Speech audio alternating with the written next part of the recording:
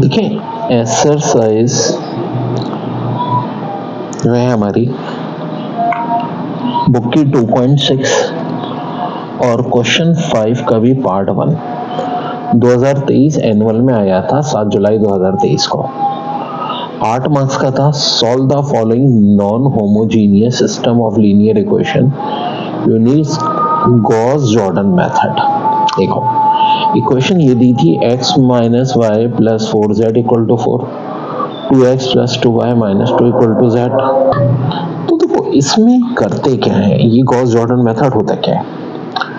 पहले ना x y z के क्वेश्चन ले लो, 1 माइनस 1 4 ये मैट्रिक्स की फॉर्म में, फिर 2 2 माइनस 2 बल्कि -1 होगा ना, z का कोफिशिएंट -1 है, फिर x का 3 y का -2 z का 3।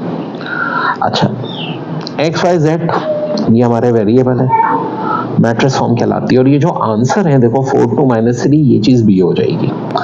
अब ये जो मेथड है जिसको हम कहते हैं गॉस जॉर्डन मेथड है, इसमें एक ऑगमेंटेड मैट्रिक्स होता है ए बी, यानी जो मैट्रिक्स है 3 कॉलम का था ना, इसका जो चौथा कॉलम है ना वही पूरे का बार है, बी को इसका चौथा बना दो, 4 2 -3 ये बन गया। अब कहानी में ट्विस्ट क्या है कि अब हमें इसे सॉल्व करना है। अच्छा टारगेट क्या होता है कि यू ना हमारा डायगोनल में 1 1 हो, बाकी इधर 0 और ये जो आंसर्स हैं वो हमारे आ जाएंगे।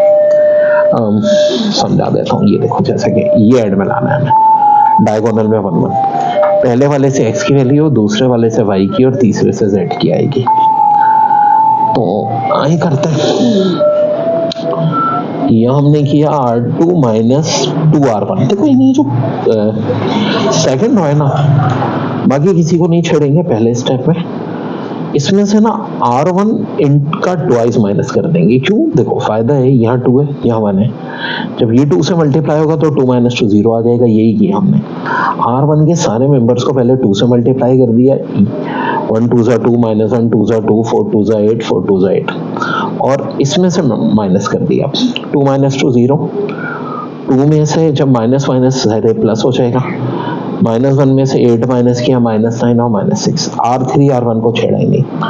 अगले स्टेप में करेंगे R3 में से 3 R1 माइनस कर दें, यानी R1 को पहले 3 से मल्टीप्लाई करें और फिर R3 में से माइनस कर दें, ये 1 3 हो जाएगा, ये 0, ये भी आपका माइनस राइज हो गए +3, ये 1 हो जाएगा, ये -9 ये -15 हो जाएगा। फिर अगला स्टेप क्या होगा, अगला स्टेप ये करेंगे हम कि R3 को मल्टीप्लाई करेंगे 4 से और उसमें से R2 माइनस करेंगे। अब ऐसा क्यों कर रहा हूँ, देखो ये भी 0 ले आऊँ ना, मैं तरतीब से जीरोस ला रहे हैं। यहाँ अगर मैं इसको 4 से मल्टीप्लाई कर दूंगा ये 4 हो जाएगा, और जब ये माइनस करूंगा 4 - 4 0 हो जाएगा, और ये -9 4 से मल्टीप्लाई हुआ -36 माइनस किया -27, ये हुआ -60, ये आ गई बात। अब एक चीज, ये डायगोनल में 1 1 रहना है, तो मेरे भाई इसको -27 से डिवाइड कर लो थर्ड रो को, ये 1 1 हो गया।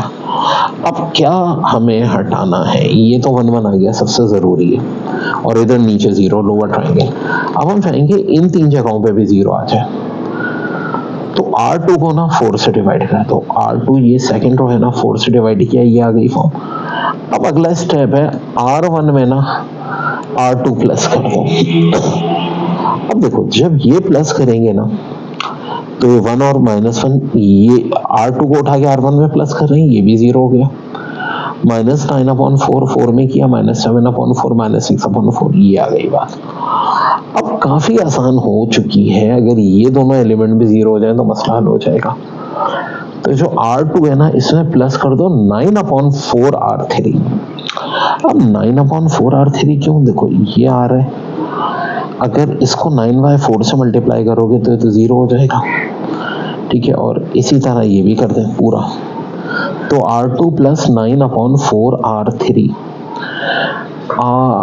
3 को ये भी 9/4 से हो जाएगा, ठीक है, तो ऑब्वियस सी बात है ये तो कटेगा, और यहाँ पे फिर एक और 0 आ जाएगा, ये देखिए ये 0 आ गया। अब सिर्फ एक एलिमेंट मुझे हटाना है, ये वाला, 7/4 तो कर सकता हूँ, ठीक है। R1 में से माइनस कर दें 7/4 R2 R3 बल्कि, ताकि ये 7/4 हो जाए। जब मैंने ये किया तो देखो ये भी खत्म हो गया 0, ये डायगोनल में 1, ये x की वैल्यू, ये y की, ये z की, ये खुद ब खुद हो जाता है। अब इस फॉर्म में लिख दो भाई, x का कोफिशिएंट 1 है, y और z का 0 है, या y का 1 है, x और z का 0 है, या xy का 0 है, z का 1 है, -1 3 और 2, ठीक है। तो x y z की वैल्यू आ गई, तो ये फॉर्म लानी है। तो यानी कि देखो ये सारे स्टेपिंग हमें करने होते हैं एक एक करके, ये बड़ा इंपॉर्टेंट है, ठीक है। तो फाइनल जो रिक्वायर्ड सॉल्यूशन ये आ जाएगा। टारगेट हमारा क्या था, सबसे पहले ना यहाँ 1 1 आए और इधर 0।